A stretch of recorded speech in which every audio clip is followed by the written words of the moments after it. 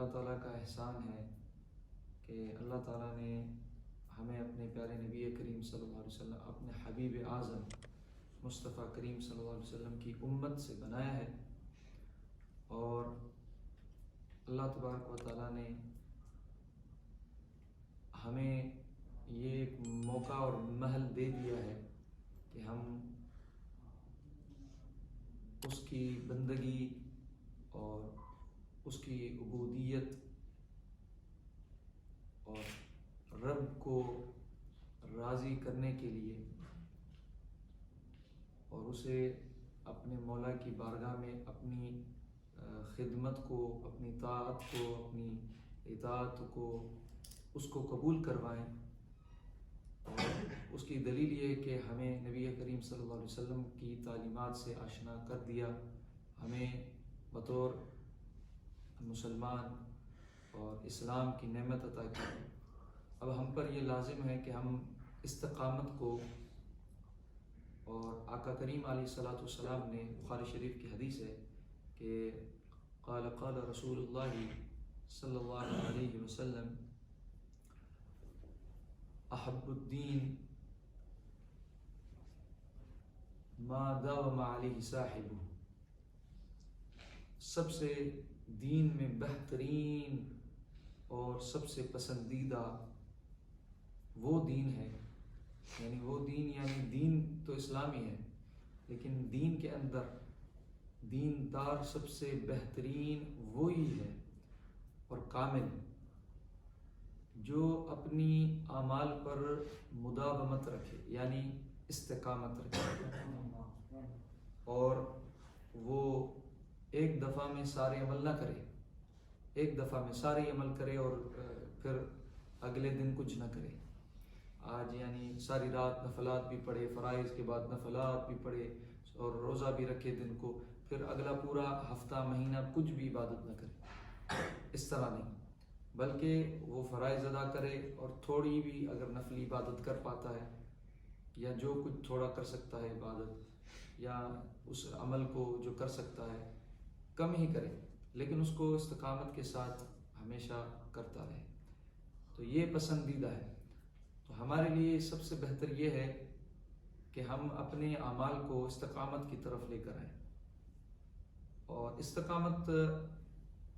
کی فضیلت کیا ہے، اس میں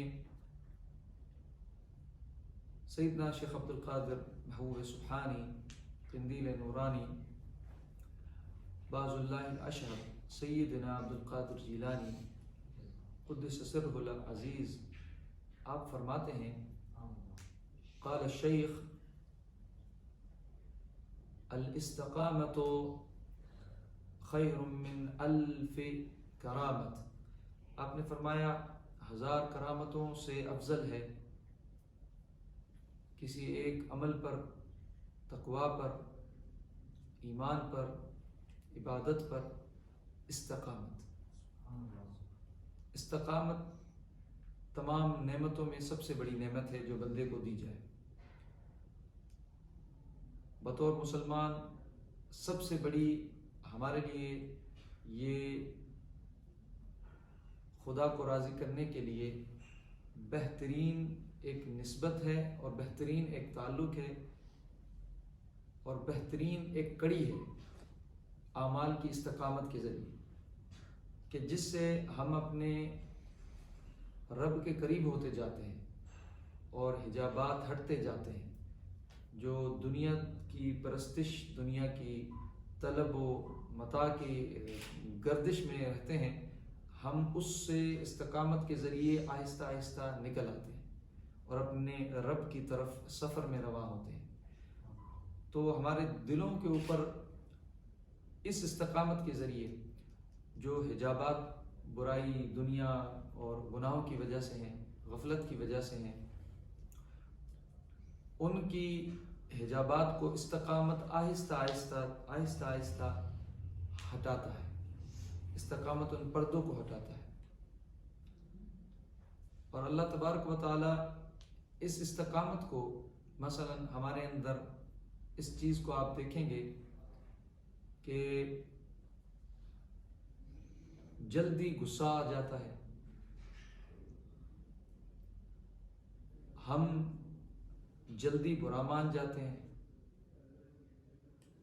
ہم جلدی جو ہے وہ چیزوں کو طلب کرتے ہیں، بس یہ جلدی چاہیے،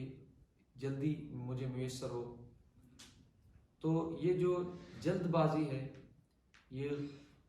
صبر اور استقامت سے مخالف ہے، علیحدہ ہے۔ تو اس وجہ سے استقامت جو ہے وہ ہمارے کردار کے اندر سب سے پہلے فکر میں شروع ہوتی ہے۔ جب ہم استقامت کو فکر میں دیکھتے ہیں، فکر کے اندر جب ہم سوچتے ہیں، اس میں اگر ہم استقامت رکھیں، استقامت یعنی ہم کسی چیز کو ہمیشہ پائیداری کے ساتھ، پابندی کے ساتھ ادا کرنے کے لیے ہی ارادہ کریں،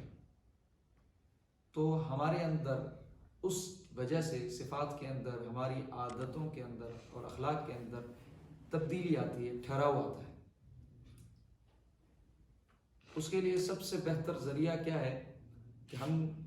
اعمال کے اوپر استقامت اور اس کے ذریعے ہم اپنی جو جلد بازیاں ہیں ان کو ٹھہرا سکیں،